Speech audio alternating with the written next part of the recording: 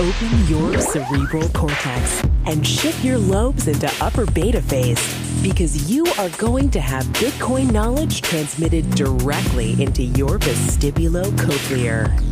Your host of Bitcoin Knowledge is Trace Mayer, an early Bitcoin advocate since it cost $0.25, but this is not intended to be investment advice. A doctor of jurisprudence, but this is definitely not legal advice. And an investor in core cryptocurrency infrastructure, including Armory, BitPay, Kraken, and Mitagio, but this is not a recommendation of those services. Here, you get fed via direct mind download with pure and free Bitcoin knowledge. Welcome back. We have a very giving interview today. Connie Gallippi, CEO of Bitgive. Welcome to the podcast. Thank you. So can you give us a little bit of a description about Bitgive? Sure. So Bitgive is a nonprofit foundation, a philanthropic organization for the Bitcoin community. It's Bitcoin based, and it's a 501c3 tax-exempt organization in the U.S. And essentially what we are is the charitable or philanthropic platform for the community to give back, built on Bitcoin. So right now what we're doing is working with NGOs and running campaigns and bringing them into the Bitcoin community and really ushering them into the whole space. And the long-term goal is an endowment that's based on Bitcoin that we can support charities similar to like a traditional foundation. So 501c3, that means donors get charitable contributions, right? And how that works, if there's a capital gain, you get to deduct the fair market value of the item, but you don't have to pay the capital gain tax, right? Right. If I'm understanding you correctly, yes. So you calculate the gains as a capital gain from when you originally obtained the coin to when you may have to sell it or spend it. That gain at the end of the tax year is something that you have to pay taxes on. If there's a recognition even. Right. You have to be honest. Is that what you mean? No, under tax law, there's unrealized capital gains and there's realized capital gains. Right, yes, so yes.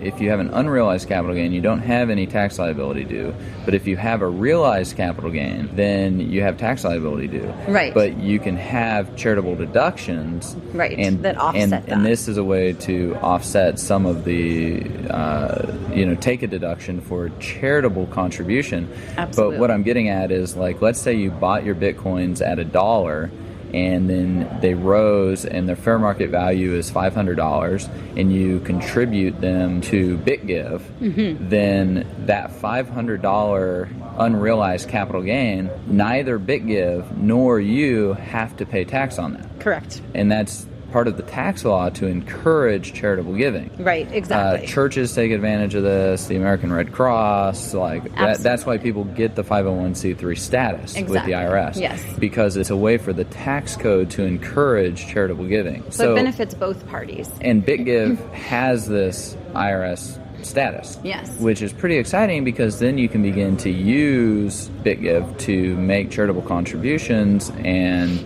have that go into your overall tax plan. Absolutely, yes. And what's really great is, and you touched on this, but on the Bitgive side, we don't have to pay taxes on it either. And so we have all that much more to do with the good work with and to grow our endowment as it continues to rise when it comes in our possession, right? Yeah.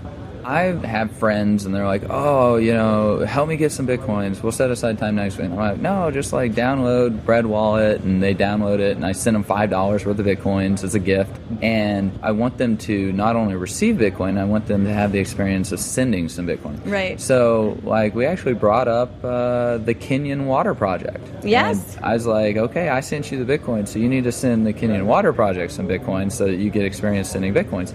And so they scan the QR code and send it, and bam, their first experience with Bitcoin is making a charitable donation that's actually going to build a well in Kenya that helps people get clean drinking water. Yes, that's awesome. The speed at which that transaction can happen, someone going from having read about Bitcoin, being curious about it, to having actually sent money to make a difference in the life of people in this village in Kenya is 3 to 4 minutes. Yes. I think this is really exciting. Like, what other types of projects do we have going on over there at Bitgive? And what types of projects do you want to move into? Yes, that's a great question. And I agree. That's one of the things I often say is that it's the best case use of Bitcoin to a newbie, right? Bringing it to mainstream and bridging to your friend or your family member how to make it relevant, because you can also choose something that they're interested in. So it's relevant to them instead of it just being some crazy technology. You're saying, let's support something you're interested in with this crazy technology, right?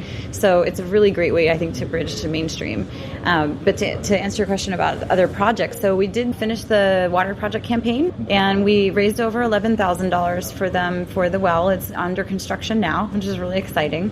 And now we just launched our next campaign, which is with Medic Mobile. And they're a new up-and-coming NGO. They're based out of San Francisco, and they're very tech-focused. And what they're doing is supporting health workers in the developing world. They're in 21 different countries, and they have over 8,000 health workers.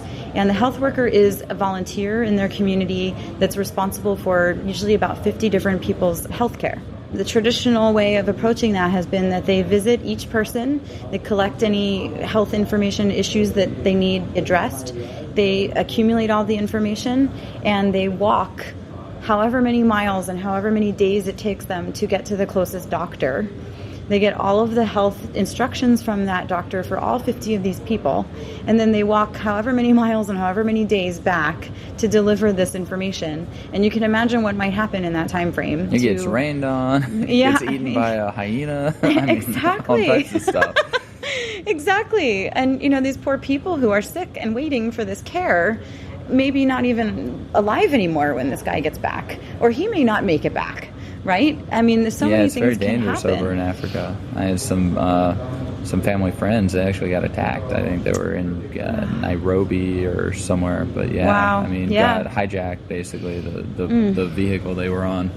So, you just don't know what's going on. You never know. They were over their charitable mission, actually, so you just never know what's going to happen in some of these places. We can't even comprehend when, in the U.S. and we have everything at our fingertips, and, But what Medic Mobile does to help with this is they provide the healthcare workers with cell phones. So they can keep all the information and collect the data somewhere that, can be stored properly and also analyzed over time for improvements. But they can also not have to walk days and hours and miles to collect the information from the doctors. So they have a much more immediate feedback loop with the doctors.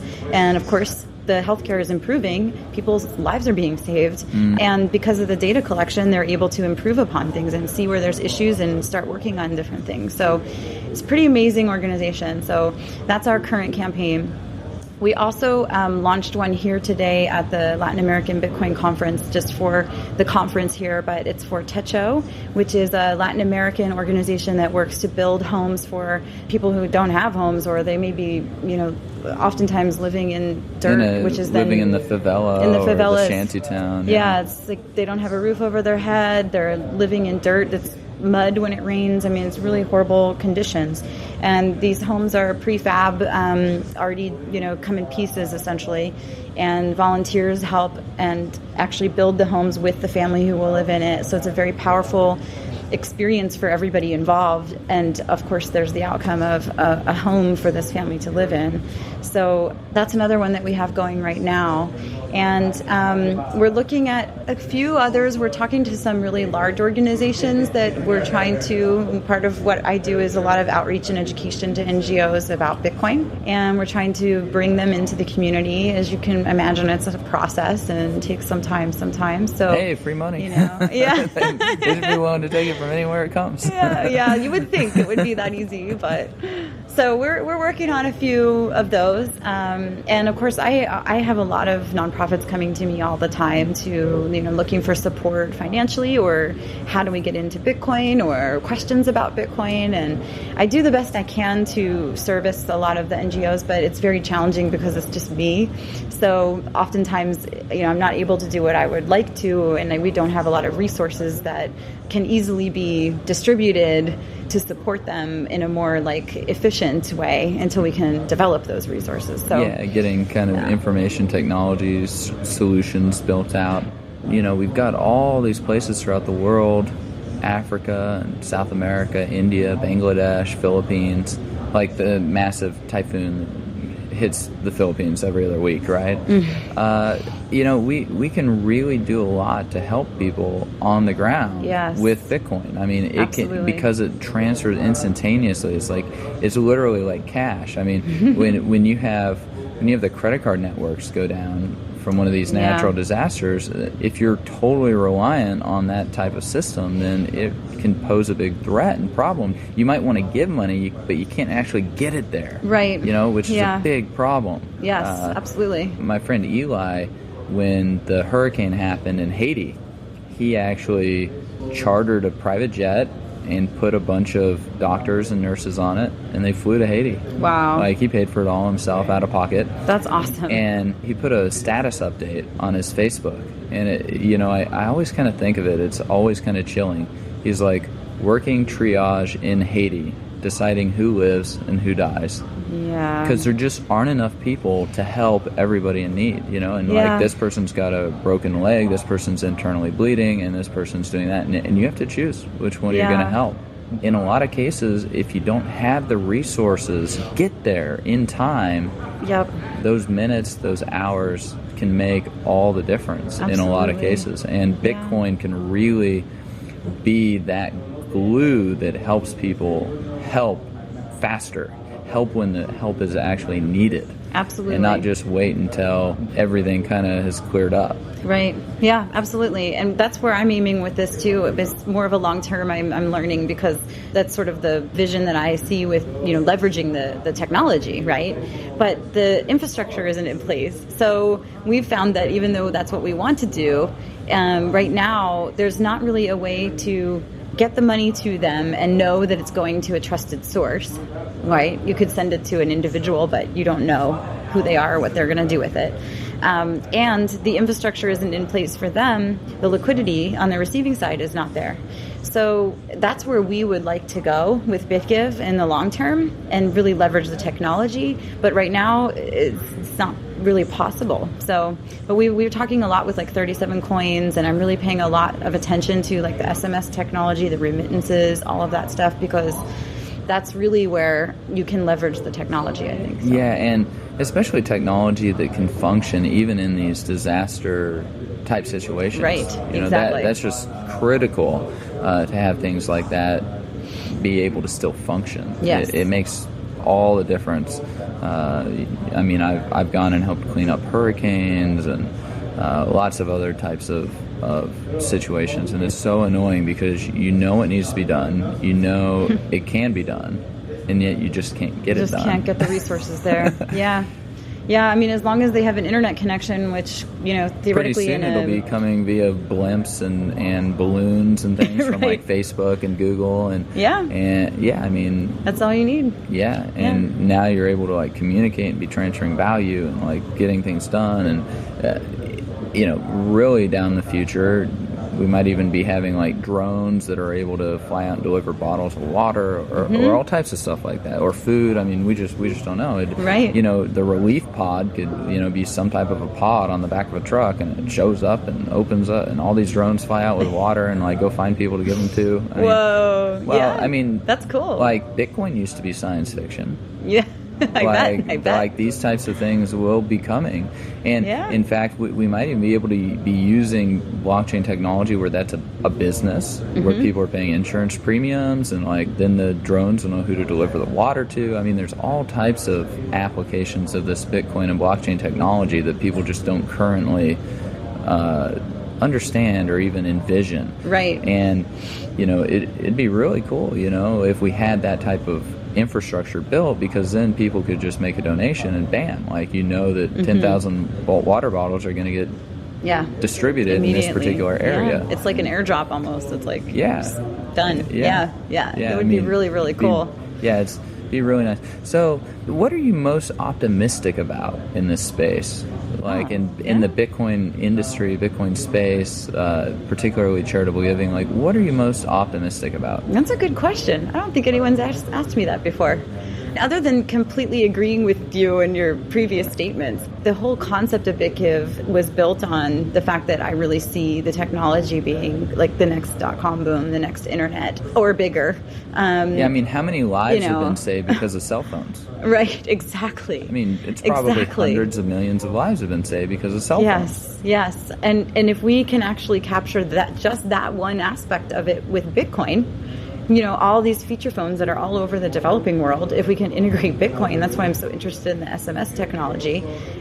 There you go. And that's just one aspect of it, right? I think that right now what we're focusing on is the charitable giving, because it's something we can actually do now, and we don't have to wait for everything to catch up to what, the longer term visions are.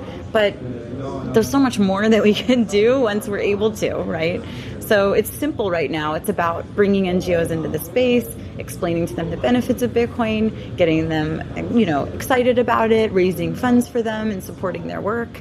But really, in the long term, it's about leveraging the technology, right? And we just have to get everything in place to be able to do that. So that's what I'm most excited about. And I'm trying to find ways to even bridge between the two, where, for example, we're trying to work on a partnership with, say, a 37 Coins, or maybe multiple organizations like that are working in SMS technology and then helping to set up the rest of the ecosystem on the ground, to partner with an NGO so that we obviously stay within our means of working with nonprofits, but that serves as the intermediary, right? So since we can't right now get directly to the individuals because they're not aware of Bitcoin or onboarded or wanting to use Bitcoin, or any of those things aren't in place yet, or the liquidity isn't there, we can work through a local NGO that we learn to know and trust to then reach the community. And they're also then embedded in the community, and they're influencers and leaders within the community, instead of us coming in, trying to explain this technology and flying from the US with, this crazy thing to talk to them about. It's probably not going to be all that successful if you approach it that way. So trying to find ways to bridge between what we're able to do right now, and we are doing campaigns and such, and this long-term vision of almost like a give directly, where they do provide that intermediary role, and they have the sort of proof of poverty, if you will, or whatever you want to call it, but they're the ones taking the responsibility of, these are the individuals that we know need assistance, and we will provide the funding to them. We know them and we trust them, and we are helping them, kind of thing, Yeah, there are two charities that kind of come to mind that I'm familiar with. One of them helps provide loans to women in India. Nice. And they found that in some of these villages where there are extremely high levels of spouse abuse and abuse of the females, a lot of it was driven by the economics. And they found that as these loans were made to the women then had capital and were able to build businesses and started making money. And then they had their retained earnings, and then because they had been successful and paid back their loans, they then became the people that decided who got the additional loans. And so because the economics of these villages have been changed, the entire culture of the village has now been changed, and the incidents of like spouse abuse and domestic violence are down tremendously. And so I think there's a lot to, teaching a man to fish or a woman to fish, as opposed to just giving them a fish. Absolutely. Another charity that I'm involved with is called Educate. And Educate is based out of Uganda, and they teach entrepreneurship skills in the public schools. And over 10,000 students have gone through their program. Average salaries of people who graduate but have not gone through the program is, I think, $47 a month, and those who have gone through the program is $77 a month. Wow. So they get taught these entrepreneurship skills through this charitable organization that then provides them a foundation on which to build a much higher earning income life with. Absolutely. And my buddy Kevin, who's invested in both Armory and Kraken, he was telling me about this other charity in Africa where all it is you just send money, no strings attached, directly to individuals. And they found that the villages where these direct peer-to-peer charitable donations are given are having the best economic success, largely because the people are able to be much more entrepreneurial and they have a little bit of capital to jumpstart their entrepreneurial activity. Yes. And so I was thinking, man, wouldn't it be cool to mix something like that with Educate, where we've already vetted the best of the students, and then make these direct gifts to them so that they can really get their business or their idea off and running and started. So I've talked to the CEO over there at Educate, and we're actually in the process of identifying the top 5 to 10 entrepreneurs, and then we're going to figure out how to fund them, and it's going to be done through a Bitcoin type method, because we want these entrepreneurs to build out Bitcoin technology and infrastructure in Uganda and in Africa. Right. And so as that's awesome. As we have the commercial projects going on where people are working for profit, they help build out some of the infrastructure that can then be taken advantage of and used in the disaster or charitable type situations. Yes. So it really all kind of works hand in glove. We really need both things happening at the same time. Yes, absolutely. In this space. Absolutely.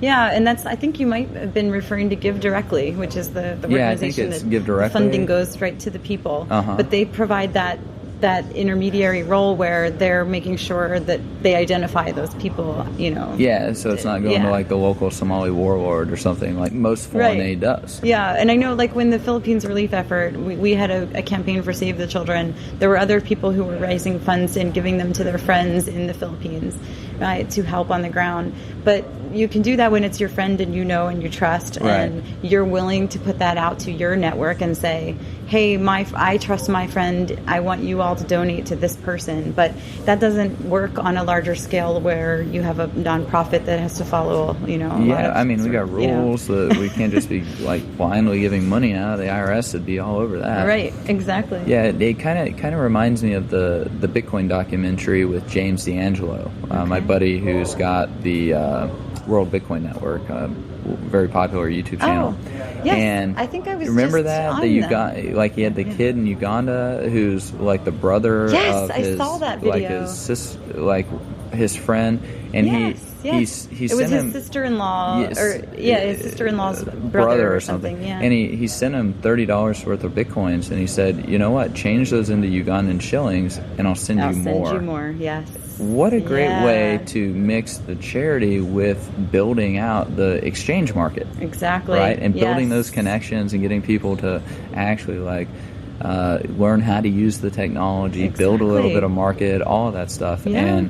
And so I'm very excited about all this. I think all of it works very much hand in glove with each other. And at the end of the day, we're working on building the standard of living of humanity. Right. And it's about sustainability, like you were saying earlier, about teaching a man to fish, and not just giving them food, but teaching them how to take care of themselves going forward. And that's where we get the real sustainability, where we build the real human capital. And we don't know, it might be some kid in Africa right now or in Bangladesh who comes up with the next idea that saves your life. I mean, we don't know. Exactly. He might develop into some type of doctor that comes up with a new surgical technique or whatever. Absolutely. I mean we just don't know. We don't know who it is. We don't know if it's the person that's 3 cars in front of us at the stoplight who's going to come up with a lot of these innovations that help us. So all this is really good and helpful. So as we close up the interview, where can we find you? Are there any particular things you'd like to mention? Sure. Well, I think where to find us is easy. It's we have a website. It's bitgivefoundation.org. We're also on Twitter, bitgive.org, on Facebook. We sort of dabble in the forums from now and there when we have some announcements to make. Probably the closing thoughts I would want to share is, circling back to probably one of the first things we talked about, which is the tax deductible donations. That's something that's really powerful, I think, we can offer in the Bitcoin space. And we right now are doing a founding donors campaign. So we're really looking for donors to get the organization off the ground, and it can be essentially recognized as such in perpetuity, which we think is a really exciting opportunity since, as we all think, Bitcoin's going to go to the moon, right? So being a founding donor of Bitgive Foundation could be a very powerful thing. So, well, great. Thanks for being on the podcast with us, Connie Gallippi, CEO of Bitgive. Yes, thank you so much.